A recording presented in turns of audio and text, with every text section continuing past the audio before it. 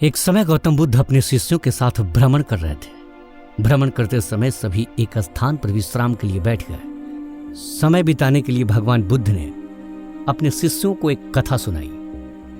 किसी नगर में एक व्यक्ति रहता था। उसने परदेश के साथ व्यापार किया। मेहनत फली, कमाई हुई और उसकी गिनती सेठों में होने लगी। महल जैसी हवेली बन गई। वैभव और बड़े परिवार के बीच उसका जीवन बड़े आनंद से बीतने लगा। एक दिन किसी दूसरे नगर से उसका एक संबंधी आया। बातचीत के बीच उसने बताया कि उसके यहाँ का सबसे बड़ा सेठ गुजर गया।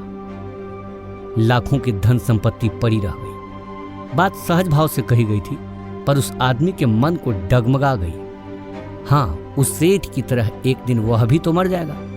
उसी क्षण से उसे बार बार मौत की याद सताने लगी। हाय, मौत आएगी, उसे ले जाएगी और सब कुछ यहीं छूट जाएगा। मारे चिंता कि उसकी देह सूखने लगी। देखने वाले देखते कि उसे किसी चीज की कमी नहीं है। उस पर उसके भीतर का दुख ऐसा था कि किसी से कहा भी नहीं जा सकता था। धीरे धीरे वह बिस्तर पर पड़ गया। बहुत इलाज कराया गया, लेकिन उसका रोग कम होने की बजाय बढ़ता ही गया। एक दिन एक साधु उसके घर पर आया। उस आदमी ने बेबसी से उसके पैर पकड़ लिए और रो रो कर अपनी व्यथा उसे बता दी। सुनकर साधु हंस पड़ा और बोला, तुम्हारे रोग का इलाज तो बहुत ही सरल है। उस आदमी के खोए प्राण मानो लौट आए। अधीर होकर उसने पूछा, स्वामी जी, वह इलाज क्या है?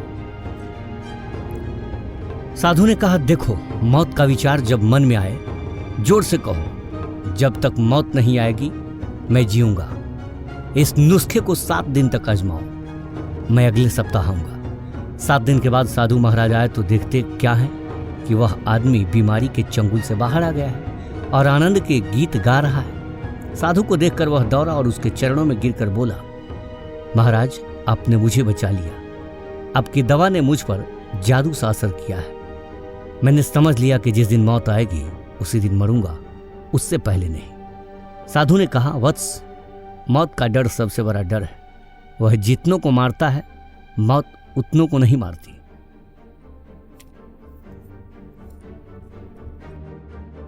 आप हमें अगर YouTube पे देख रहे हैं तो हमारे चैनल को सब्सक्राइब करें।